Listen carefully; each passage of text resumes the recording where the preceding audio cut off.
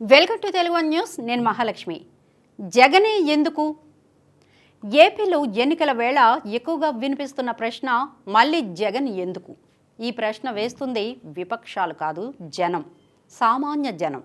కొన్ని నెలల కిందట జగన్ శిబిరమే ఏపీకి జగనే ఎందుకు కావాలో వివరిస్తూ పెద్ద ఎత్తున ప్రచార కార్యక్రమాన్ని చేపట్టింది.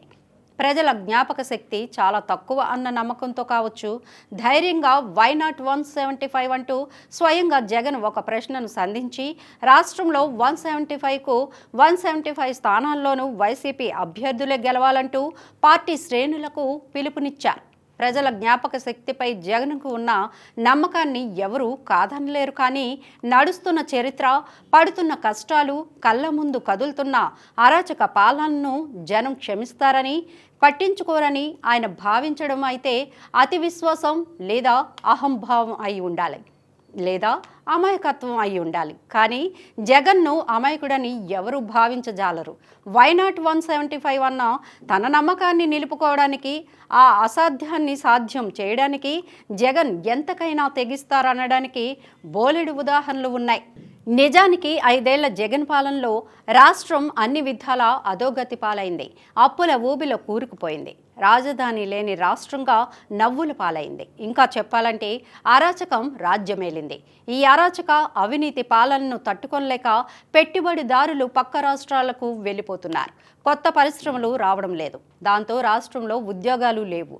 యువత వలసబాట పట్టక తప్పని అనివార్య పరిస్థితి ఏర్పడింది. అవి చాలా అన్నట్లు జగన్ రెడ్డి కుట్రపూరితంగా తెలుగుదేశం పార్టీ అధ్యక్షుడు, మాజీ ముఖ్యమంత్రి చంద్రబాబు నాయుడిని అరెస్టు చేయడంతో రాష్ట్రం అట్టుడికిపోయింది. వేధింపులు, అరాచకాలు తప్ప జగన్ ఏలుబడిలో రాష్ట్రంలో ఇంకేం లేకుండా పోయింది. దాంతో జగన్కి ఒక్క ఛాన్స్ ఇచ్చి తప్పు చేశామని ప్రజలు భావించే పరిస్థితి వచ్చింది. దాంతో వారు చేసిన తప్పు మళ్ళీ చేయబోమని ప్రతిజ్ఞ చేస్తున్నారు. జగన్ను అధికారం నుంచి దింపాలన్న నిర్ణయానికి ప్రజలు వచ్చేశారు. ఆ ప్రజాభిప్రాయమే సర్వేల్లో ప్రతిఫలిస్తోంది. జగన్ రెడ్డిని ఓడించి సాగనంపడం ఒక్కటే కాదు, చంద్రబాబును గెలిపించుకొని రాష్ట్రాన్ని మళ్లీ అభివృద్ధి పదంలో పరుగులెట్టేలా చేయాలన్న జనం నిశ్చయాన్ని కూడా సర్వేల ఫలితాలు చెప్తున్నాయి. ఎన్నికలు నెల రోజుల వ్యవధిలోకి వచ్చిన తర్వాత కూడా జనం ఇంకా నెల రోజులా అని భావిస్తున్నట్లుగా వారిలో ఆవేశం కనిపిస్తోందని పరిశీలకులు విశ్లేషిస్తున్నారు.